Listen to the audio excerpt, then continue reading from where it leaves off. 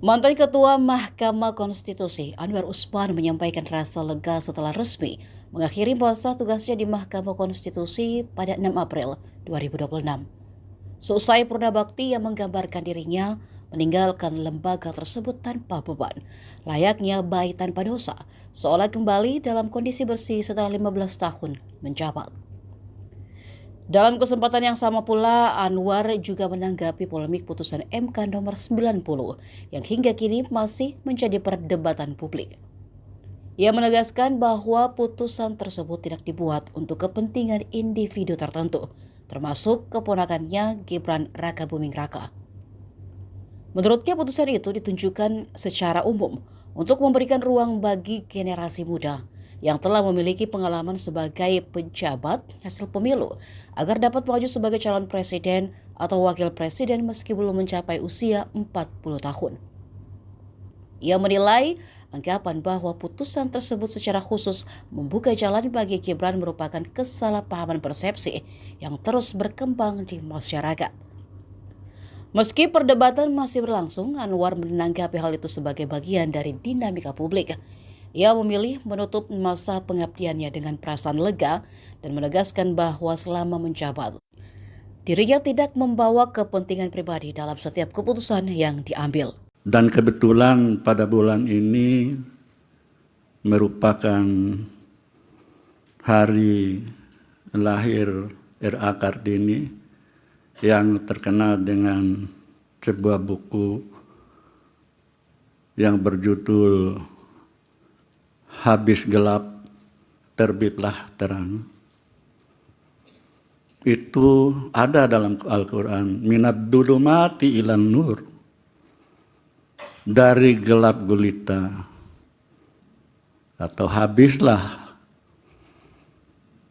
gelap gulita, terbitlah terang benderang. Itu hukum alam yang juga sudah diperingatkan oleh Allah Subhanahu wa Ta'ala. Begitu juga dalam hal jabatan apapun, untuk menegakkan kebenaran, hukum, dan keadilan.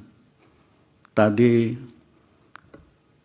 sekilas dalam video tadi sudah digambarkan bahwa menegakkan kebenaran, hukum, dan keadilan merupakan perintah Allah, perintah Tuhan dalam semua agama manapun.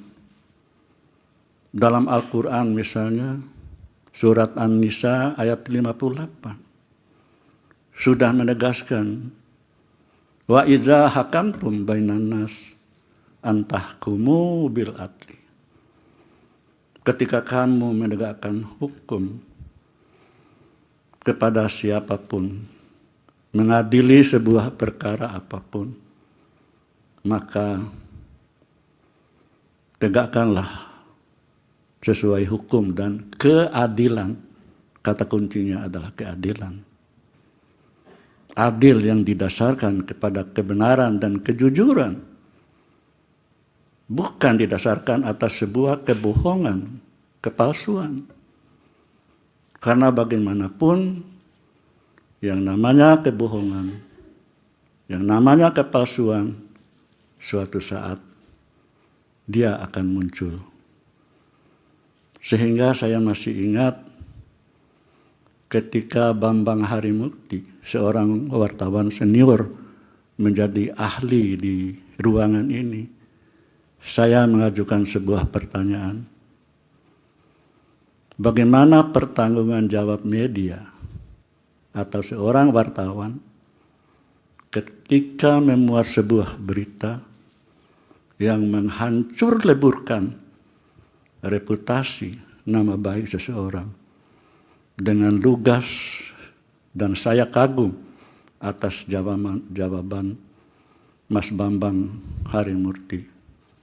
Apa kata beliau? Lama-kelamaan kebenaran itu akan muncul. Lalu saya timpali bahwa itu adalah janji Allah. Allah mengatakan,